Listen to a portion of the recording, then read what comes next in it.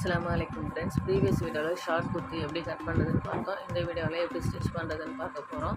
First நம்ம cut பண்ணி வச்சுருக்க லைனிங் மெயின் ஃபேப்ரிக் ரெண்டுமே எடுத்துக்கணும். நம்ம ஃபஸ்ட்டு ஸ்லீவ் தான் ஸ்டிச் பண்ண போகிறோம். ஸ்லீவ் ஸ்டிச் பண்ணுறதுக்கு ஃபஸ்ட்டு பாட்டமில் நம்ம எவ்வளோ சீம் அலவன்ஸ் மடித்து தைக்கிறதுக்கு விட்டோமோ அந்த அளவுக்கு ரெண்டாக மடித்து நம்ம ஸ்டிச்சஸ் போடணும். நீங்கள் மடிக்கிறதுக்கு பதிலாக மடித்து இதுக்கு முன்னாடியே அயன் பண்ணி எடுத்துக்கிட்டு வந்துட்டு கூட நீங்கள் ஸ்டிச்சஸ் போடலாம். ஒரு ஸ்லீவில் மடித்து ஸ்டிச்சஸ் போட்டுட்டு அதே மாதிரி இன்னொரு ஸ்லீவும் ரெண்டாக மடித்து நம்ம ஸ்டிச்சஸ் போடணும். ஸ்டிச்சஸ் போடுறதுக்கு முன்னாடி ரைட் சைடாக ராங் சைடான்னு செக் பண்ணிட்டு நம்ம ஸ்டிச்சஸ் போடணும். ரைட் சைட்லேருந்து கிளாத்தை ராங் சைடுக்கு மடித்து அதுக்கப்புறம் நம்ம ஸ்டிச்சஸ் போடணும்.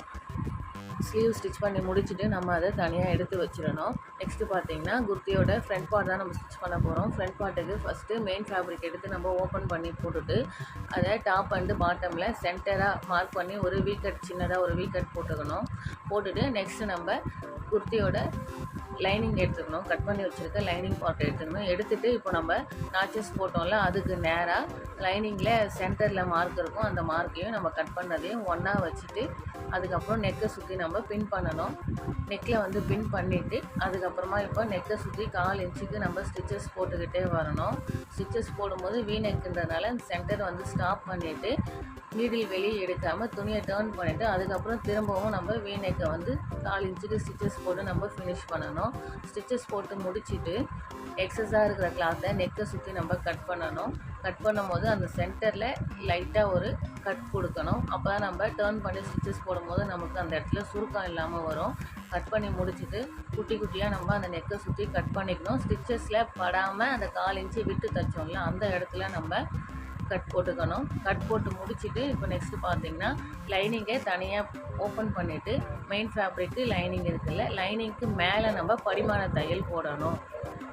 இப்போது நீங்கள் படிமான தையல் போடும்போது நம்ம நெக்கு சுற்றி 1/4 இன்ச்சு விட்டு இருக்கோம்ல அந்த கிளாத்து லைனிங்க்கு கீழே அதாவது ஸ்டிச்சஸ் கூட ஜாயிண்ட் ஆகி வர மாதிரி நம்ம ஸ்டிச்சஸ் போடணும். அதே மாதிரி அந்த சென்டர் வந்ததும் சென்டரை நம்ம ஸ்ட்ரெயிட்டாக வச்சு ஸ்டிச்சஸ் போடுற மாதிரி இருக்கும். அதுதான் நம்ம அங்கே சென்டரில் கட் பண்ணியிருக்கோம். ஸ்ட்ரெயிட்டாக ஸ்டிச்சஸ் போட்டு நம்ம ஃபினிஷ் பண்ணுற மாதிரி இருக்கும். படிமான தையல் போட்டு முடிச்சுட்டு இப்போ நம்ம லைனிங்கையும் மெயின் ஃபேப்ரிக்கும் ஒன்றா திருப்பிடணும். திருப்பிட்டு இப்போது திரும்ப லைனிங் மெயின் ஃபேப்ரிக் ஒன்றா சேர்த்து அட்டாச் பண்ணுற மாதிரி ஒரு 1/4 இன்ச்சுக்கு நெக்கை சுற்றி திரும்பவும் நம்ம ஸ்டிச்சஸ் போடணும். அதே மாதிரி வீ நெக்குன்றனால சென்டர் நம்ம அங்கே இன்சர்ட் பண்ணிவிட்டு அதுக்கப்புறம் டர்ன் பண்ணிவிட்டு இன்னொரு பக்கம் நெக்கையும் நம்ம ஃபினிஷ் பண்ணணும். நெக் ஃபினிஷ் பண்ணிட்டோம். நெக்ஸ்ட்டு நம்ம லைனிங்கோட பாட்டமில் லைனிங்கை நம்ம சீம் அலவன்ஸ் எவ்வளோ விட்டோமோ அந்த அளவுக்கு நம்ம மடித்து தைக்கணும். Thanks for watching this video. Thank you friends.